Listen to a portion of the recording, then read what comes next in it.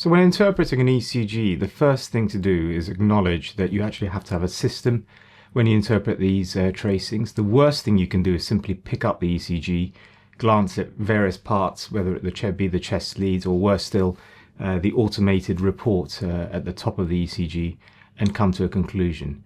There clearly needs to be a structured manner, and if you follow the structured manner I'm about to suggest, there is absolutely no doubt in my mind that you will have a very good chance of interpreting the ECG correctly, and more importantly, making sure that you don't miss any red flag findings that may have an impact on your patient's well-being.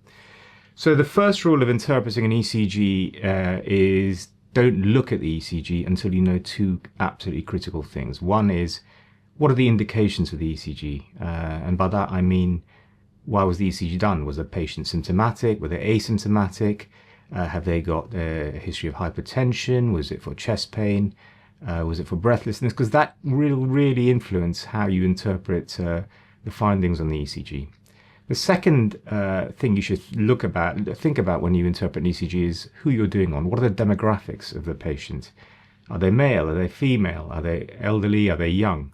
Because there are certain findings on an ECG that would be normal, for example, in a young patient, that would be abnormal for an elderly patient, and vice versa.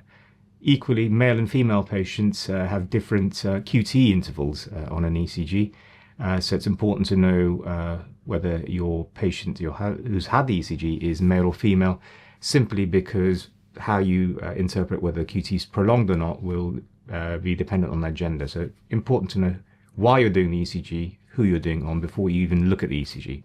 Once you've established that, it's very simple in terms of what happens next. Now, the slide I'm showing you at the moment clearly highlights a major problem here. This is an ECG taken on a 40-year-old man who was actually looking to run his 5th marathon. So clearly a young person with no symptoms. But unfortunately, the ECG machines that we currently use have automated algorithms to give often quite spurious diagnoses. So here, a diagnosis of an acute myocardial infarction was given. Now, given the fact that we know that this is a 40-year-old fit person, this ECG interpretation is entirely incorrect.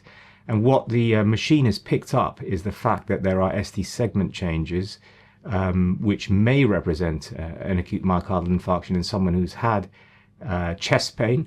But in this particular instance, this is what we refer to as benign early repolarization, and there'll be a chance for you to kind of learn more about that in other talks that you can access on this site. So once you've absolutely certain who you're doing the ECG on, why the ECG is being done, that actually gives you a very clear indication as to whether you should worry or not, dependent on the findings. And I think the ECG we've just shown you is a classic example of where the indication really kind of influences your interpretation. Now, in that particular case, if the ECG was of a 60-year-old man with crushing central chest pain, clearly that's something that needs urgent attention.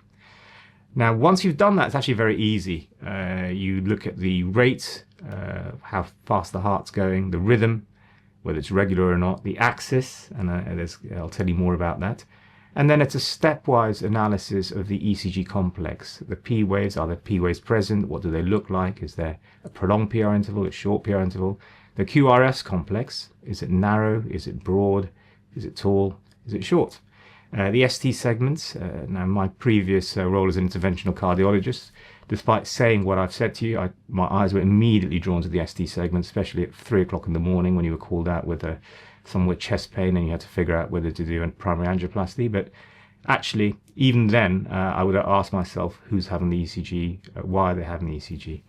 And then T waves, including the beloved QT interval, which I know a lot of you in primary care are often questioned about, especially in the context of drugs for patients with mental health issues.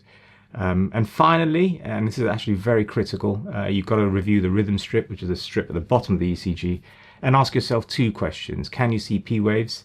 Is every P wave followed by a narrow complex QRS? Because if it is, then you haven't got heart block. Whereas if you do find that actually every P wave isn't necessarily followed by a QRS, you may have some form of heart block, which is a red flag finding. So if you follow this 10-step system, I have absolutely no doubt in my mind that you will not miss any red flag symptoms, and you'll actually interpret the ECG appropriately, and most importantly, do the right thing by your patient.